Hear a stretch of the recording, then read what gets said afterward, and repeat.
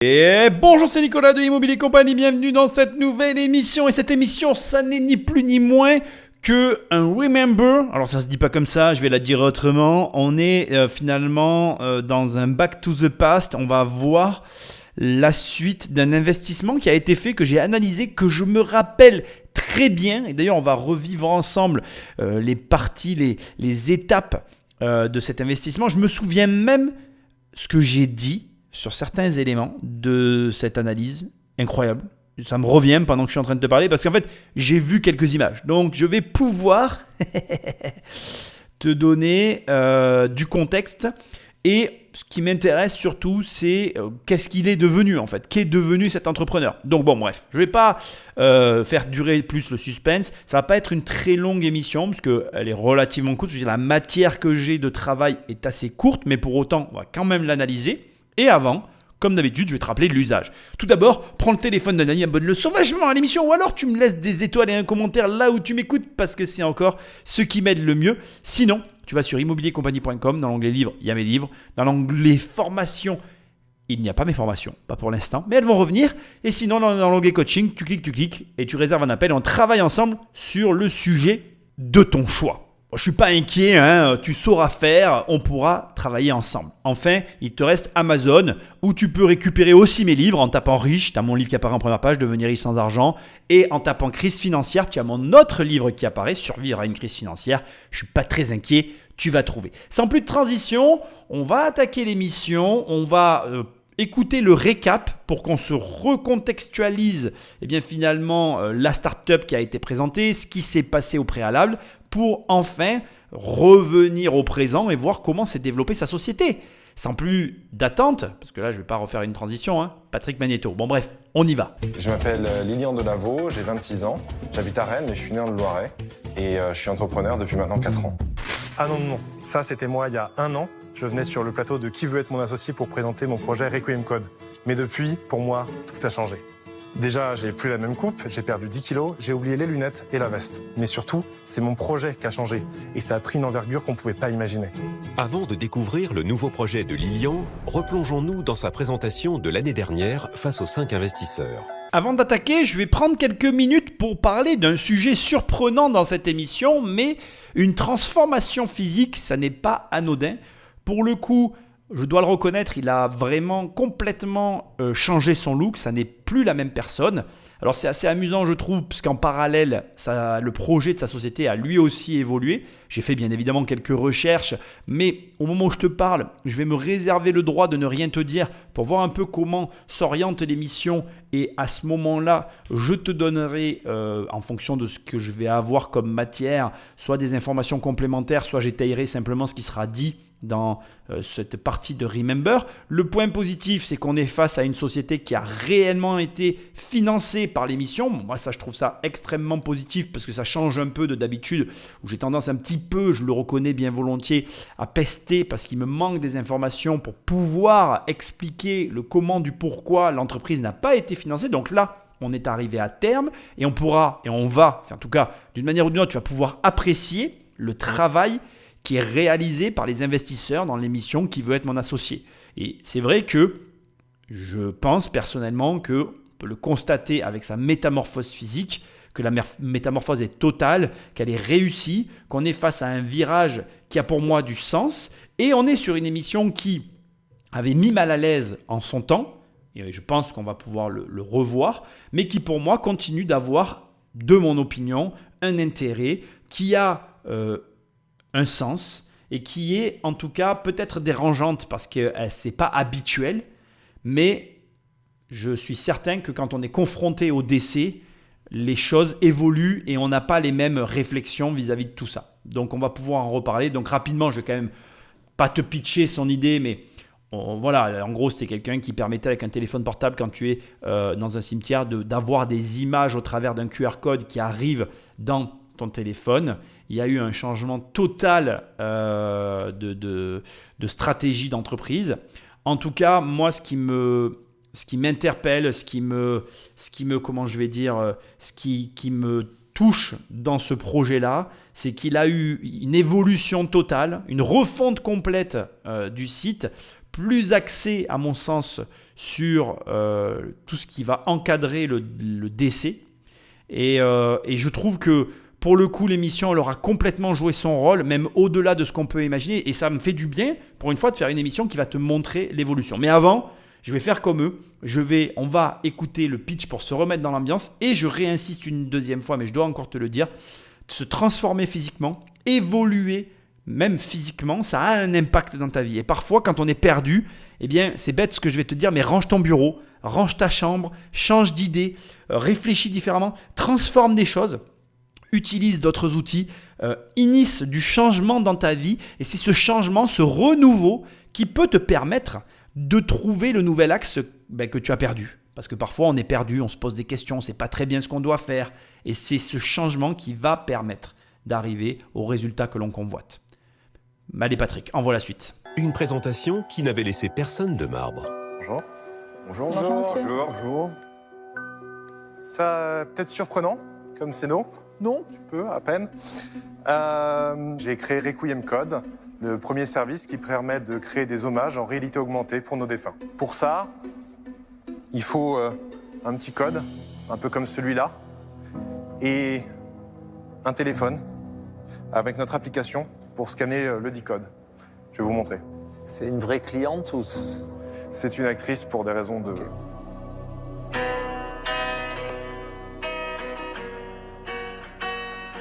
Vivez tous votre vie intensément, passionnément. Et là où je suis maintenant, je vous embrasse très fort. Et je vous redis, je vous aime très fort. Ces vidéos-là, elles peuvent être choisies par la famille au moment des obsèques, qui va choisir un souvenir signifiant, qui a du sens. Ça peut aussi être effectivement pour les plus de 45% de Français qui préparent leurs obsèques à l'avance, l'occasion de laisser soi-même un message, un témoignage, peut-être une conclusion sur la vie qui a été vécue. On sent le malaise et à l'opposé, on a notre entrepreneur qui connaît bien son sujet, il sort des pourcentages, mais là, en fait, tu es dans une situation qui est tellement particulière que ça ne fonctionne pas. Pourquoi ça ne fonctionne pas ? Parce que l'émotion prend le dessus sur tout le reste. Et en fonction du moment où tu fais ce genre d'émission, par exemple, moi, je te fais une émission aujourd'hui dans un moment de ma vie où j'ai eu beaucoup de décès ces derniers mois. Et c'est assez compliqué de voir ce genre d'émission et tu réalises en même temps que, eh bien, peut-être que de laisser un message quand ça va bien aux gens qui sont en vie, c'est pas si déconnant que ça en fait.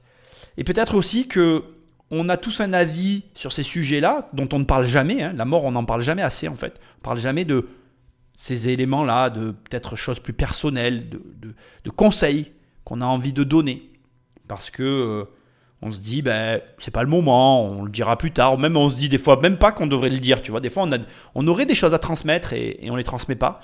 Et je trouve que c'est vraiment intéressant parce que c'est une émission où on doit être froid en tant qu'investisseur, on doit mettre son argent sur une activité pour espérer avoir un retour sur investissement. Et là, on a quelqu'un qui se pointe, qui propose un projet, qui n'est pas du tout d'investissement, qui touche à la foi personnelle, qui touche à l'émotion personnelle, qui va au-delà de tout. Et je pense que c'est très difficile dans ces moments-là de se détacher de ces émotions, de se demander si peut-être il y a des gens qui auraient besoin de ça. Parce que peut-être toi, tu n'en as pas besoin en fait. Et là, tu te rends compte de toute la difficulté de plein de situations de la vie. Parce que là, je te parle de cette situation. On est en train de parler de cette émission. Mais il y a plein de moments comme ça dans la vie en fait. Où tu vas avoir un jugement, où tu vas peut-être avoir un mauvais jugement. Ou peut-être même, on va aller plus loin que ça, tu vas tout simplement apposer sur une situation un avis, mais qui n'est pas opportun du tout, qui n'est pas en adéquation avec ce que l'autre attend. Peut-être que là, la plupart des gens qui sont présents, qui écoutent son pitch, sont en train de se dire « Moi, je viens de perdre quelqu'un, qu'est-ce que je fous là ? On ne devrait pas amener un téléphone à un cimetière. » Mais peut-être que la personne pour laquelle tu souhaites un recueillement dans le silence, elle aura besoin d'écouter ta voix, de s'en rappeler, de garder un message de cette personne. Moi, j'ai un proche qui a gardé dans son téléphone le dernier message vocal. Je ne vais pas en dire plus parce que après la suite est personnelle, mais le dernier message vocal est conservé dans le téléphone et réécouté régulièrement parce que c'est le dernier message. Et qu'il y a, au-delà de tout ce que chacun on peut pensée, il y a des attaches émotionnelles fortes.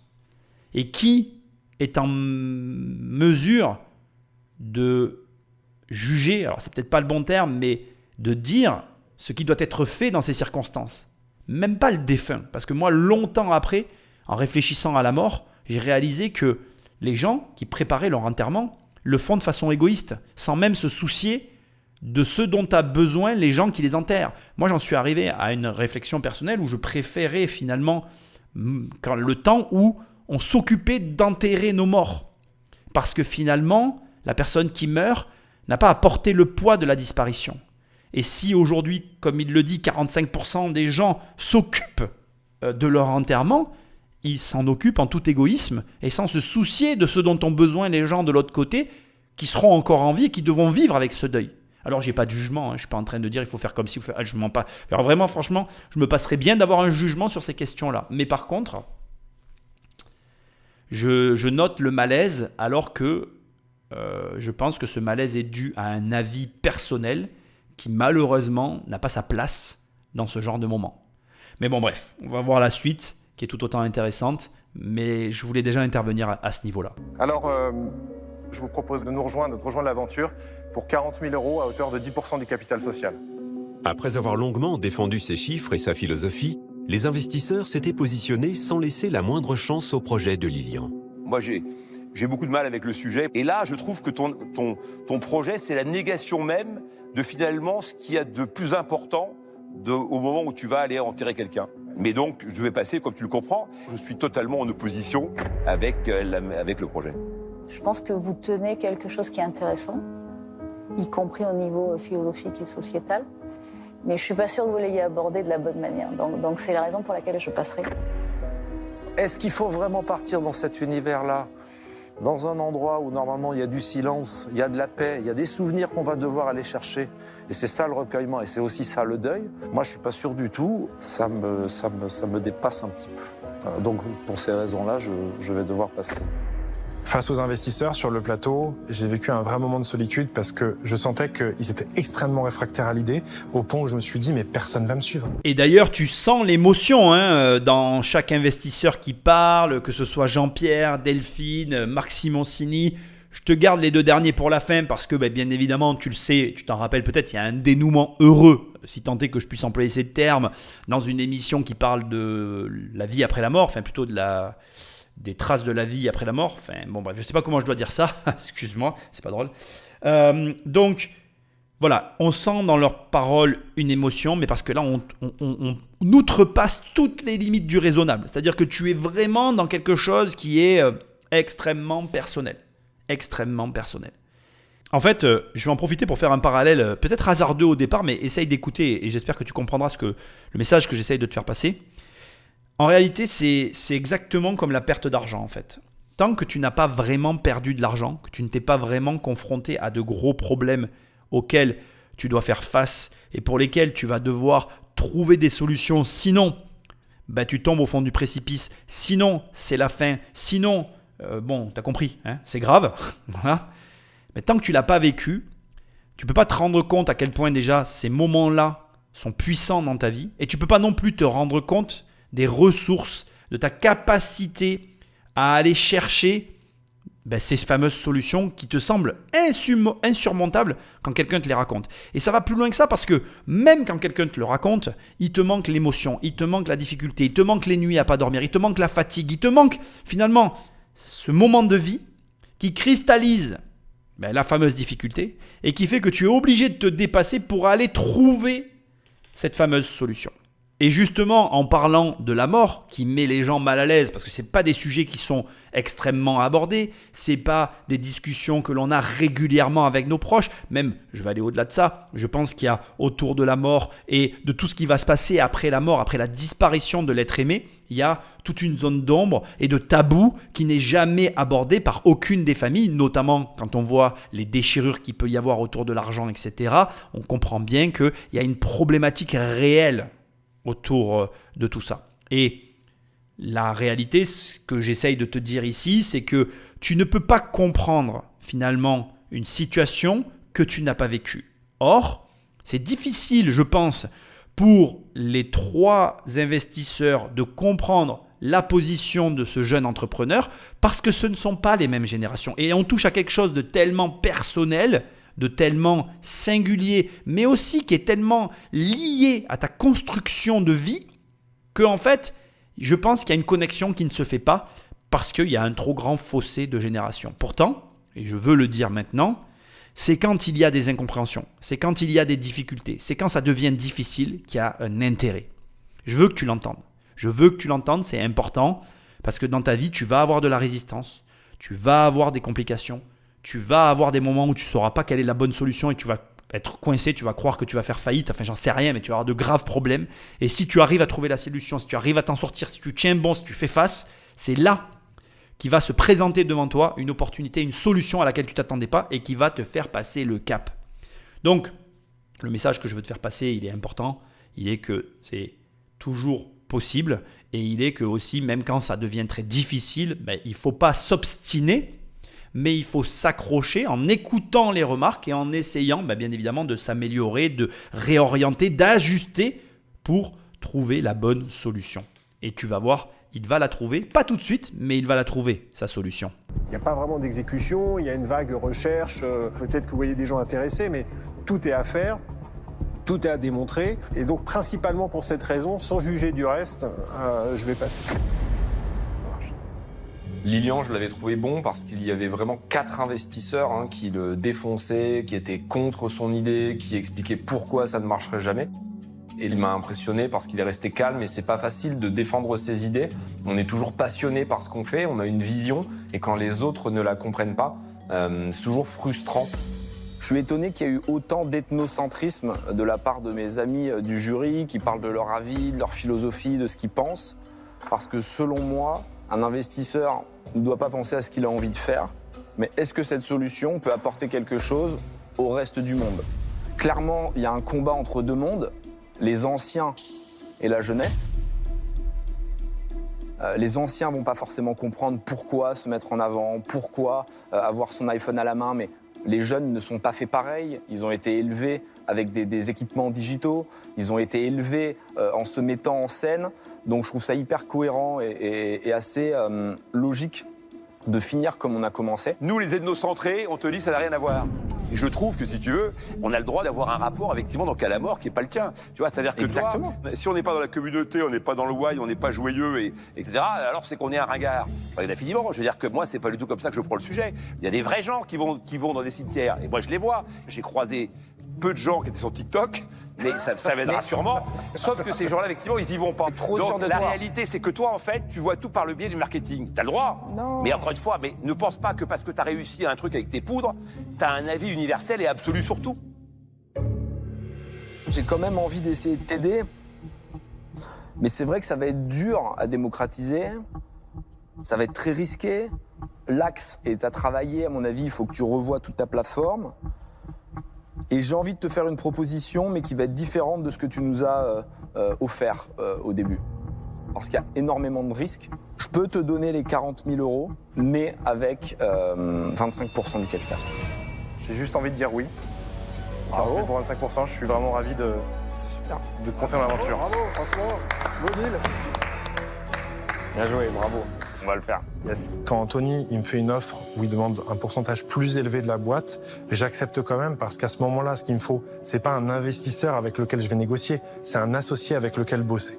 Et en fait, je sens qu'Anthony, ça peut être cette personne qui va m'aider à progresser, à embaucher, à comprendre mon projet, à le faire évoluer. L'élément le plus intéressant et qu'on aura vu même après la prise de parole d'Anthony, c'est la résistance au changement.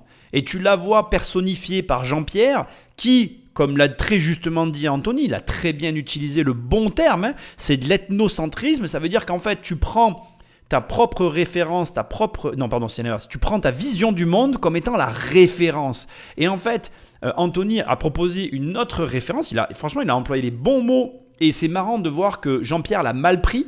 Il l'a mal pris parce qu'il s'est senti ringardisé, hors du coup, pour quelque chose en fait qui ne le mettait pas hors du coup, qui touchait ses émotions personnel, sa foi et peut-être d'autres éléments qui n'ont pas lieu d'être présents à la télévision. Et je peux le comprendre parce qu'il y a un facteur, je ne sais pas si je l'avais développé à l'époque, mais qui doit être pris en compte, c'est que tu es à la télé et que là, tu vas venir toucher à des croyances personnelles qui n'ont pas lieu d'être étalées à la télévision et devant le grand public, ce que je peux largement comprendre. Et du coup, il a été écarté, ringardisé par les termes d'Anthony qui, lui, a pris en considération, entre guillemets, la nouvelle génération, et ça l'a vexé et il a réagi aux propos d'Anthony, alors que, encore une fois, les termes qu'il a employés étaient les bons.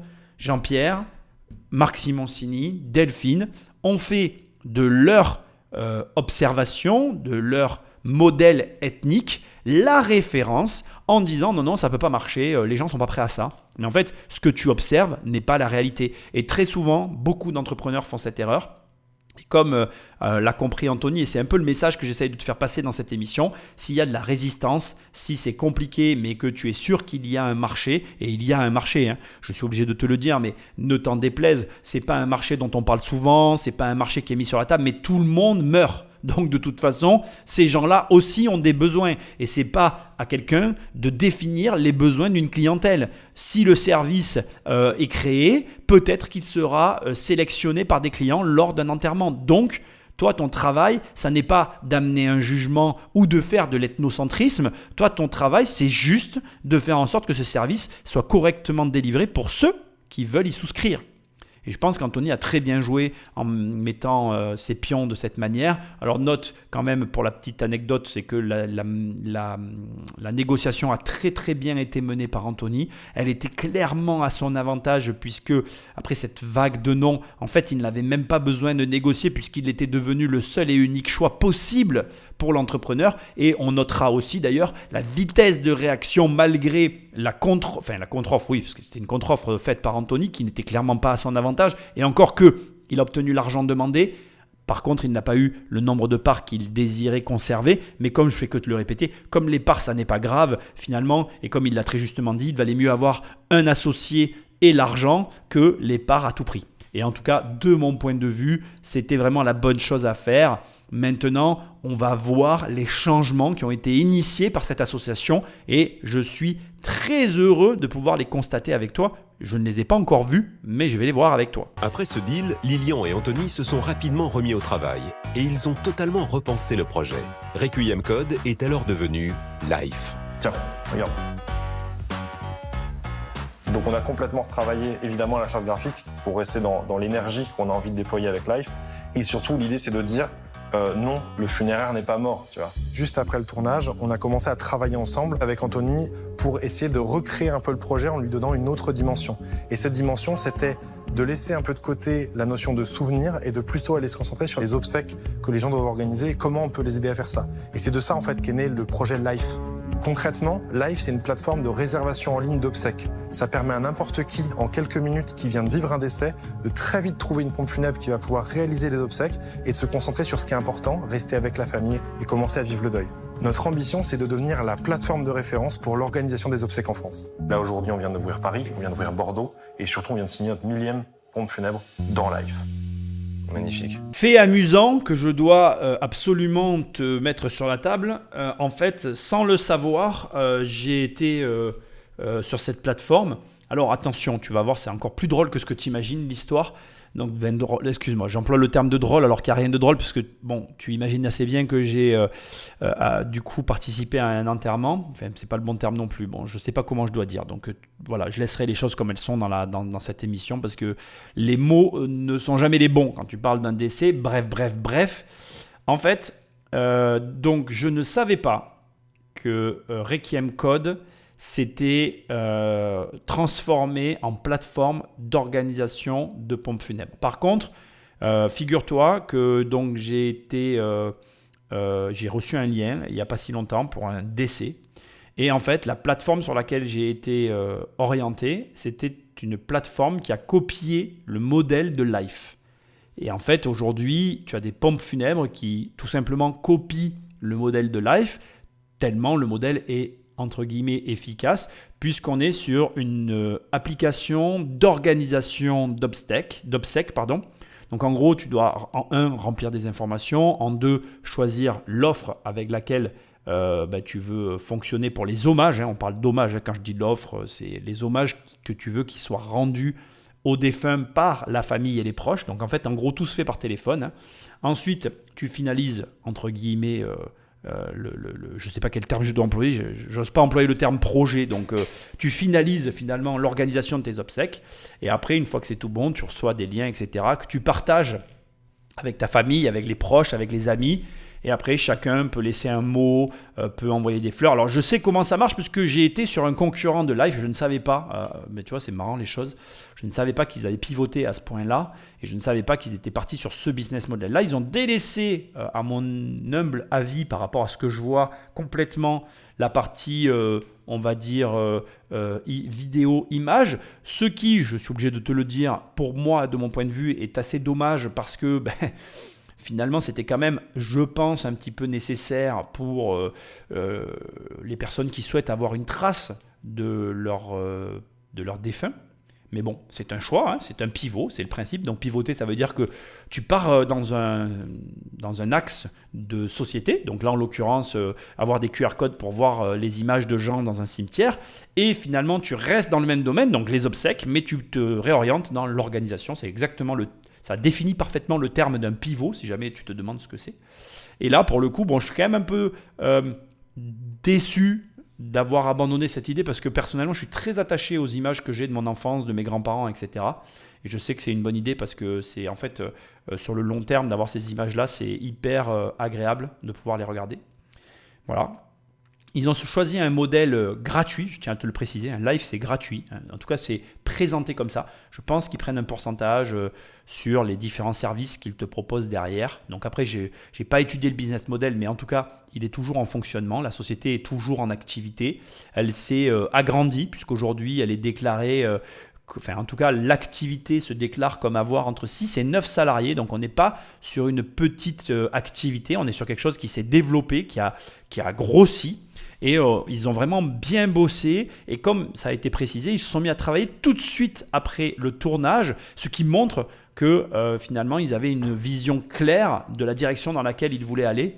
Et ça te montre aussi que toi, quoi que tu fasses, tu peux aussi changer ton modèle pendant que tu es en train de développer ta boîte. Au moment où j'ai investi chez Lilian, je savais qu'il fallait pivoter, qu'il fallait réinventer le business model pour aller chercher quelque chose de beaucoup plus large. Donc j'ai avant tout investi sur le bonhomme plus que dans le projet. En tout cas, bravo pour le changement de direction. C'est aussi ça, une start-up, être capable de se réinventer rapidement. Et on l'a très bien fait tous les deux dès le début. Donc magnifique et content du travail. Aujourd'hui, avec Anthony, on a vraiment une relation d'associé. C'est pas juste mon investisseur. D'ailleurs, l'émission s'appelle « Qui veut être mon associé ?» Et en fait, avec Anthony, ça prend tout son sens parce qu'il bosse vraiment à mes côtés. Et surtout, Anthony, il répond toujours présent dans la demi-heure quand j'ai besoin de lui. Depuis mon passage devant les investisseurs, on a recruté 12 personnes. On travaille aujourd'hui avec plus de 1000 pompes funèbres. Et surtout, on a levé 1 million d'euros en valorisant la boîte à 10 millions d'euros. C'est une vraie fierté d'avoir amené le projet là où il est parce que tous les matins, je me lève et je sais que je vais bosser avec des gens formidables, qu'ensemble, on fait un truc qui a du sens, qui a de l'impact. Donc, ouais, c'est énorme au quotidien de vivre ça. Ah putain, j'aurais pas cru, c'est énorme. Écoute, c'est génial parce que là, Alors, je rigole dans une émission qui ne devrait pas générer du rire. Donc, je m'en excuse, même si je suis bluffé. Puisqu'en fait, moi, j'ai fait des recherches, mais je n'ai pas écouté l'émission. Enfin, cette émission-là, je ne l'ai pas écoutée. J'avais fait la précédente avec toi, mais je n'avais pas regardé l'évolution. Et honnêtement, quand je fais les recherches, aujourd'hui, ils ressortent en effectif sur les différentes plateformes entre 6 et 9 salariés. Mais, ah oui, je viens de le voir, c'est les données de 2022. Donc, effectivement, je n'ai pas peut-être les dernières données concernant la société. Ah, franchement, c'est impressionnant. J'aurais jamais cru qu'il y ait un développement aussi fort, aussi gros d'une telle de cette activité, quoi. Franchement, j'ai envie de dire bravo à eux d'abord. Et toi, qui m'écoutes, ça te montre la puissance d'avoir un associé. Et c'est intéressant parce que, tu vois, je pense que ce qu'il a dit doit te faire réfléchir, doit nous faire tous réfléchir, parce que pour moi, ce que je retire de ça, c'est qu'il faut trouver le bon associé. C'est-à-dire que tu dois t'associer avec une personne qui va t'amener précisément là où tu veux aller. Et c'est pas simple en fait, hein. Je m'en suis jamais caché, hein. L'association, c'est pas quelque chose d'évident, c'est pas quelque chose de facile. Voilà. C'est quelque chose qui demande de l'abnégation, du temps aussi. Il faut savoir aussi que ça crée des complications, hein. S'associer, c'est aussi accepter d'avoir des personnes qui mettent leur nez dans tes affaires. Ça veut dire que de notre côté, tu vas devoir faire preuve d'un certain formalisme, d'être assez carré. C'est pas aussi simple que ça. Juste pour information, au cas où tu te demandes, bon, c'est là que tu vois la puissance d'avoir un bon réseau. Ils ont rentré dans leur capital, quand ils ont levé les fonds, des banques. En tout cas, il y a une banque qui a investi. Donc, je ne vais pas te donner ici le nom de la banque, mais j'ai trouvé le nom de la banque. Ils ont des sociétés spécialisées dans l'investissement qui sont rentrées. Bon, il faut savoir que les pompes funèbres d'expérience et de notoriété dans le business, ça se sait que les métiers dans les pompes funèbres, normalement, ce sont des business assez lucratifs puisque, voilà, comme je te l'ai dit tout à l'heure, on meurt tous un jour. C'est comme le coiffeur. On est quand même quasiment tous obligés d'y aller. Il y a toujours une tranche marginale de la population qui n'y va pas. D'ailleurs, tiens, je vais te partager des informations sensibles que j'ai en ma possession, que je peux partager, que je ne suis pas censé partager, mais pour lesquelles on ne viendra pas me taper sur les doigts. Par exemple, il existe encore en France des gens qui s'enterrent dans leur jardin. Il y a des zones en France où tu peux encore le faire, mais c'est des zones marginales. C'est des endroits très très particuliers, reculés, on va dire ça comme ça. C'est encore possible à certains endroits, mais ça reste à la marge. La plus grande majorité des gens passent par des pompes funèbres le jour de leur décès.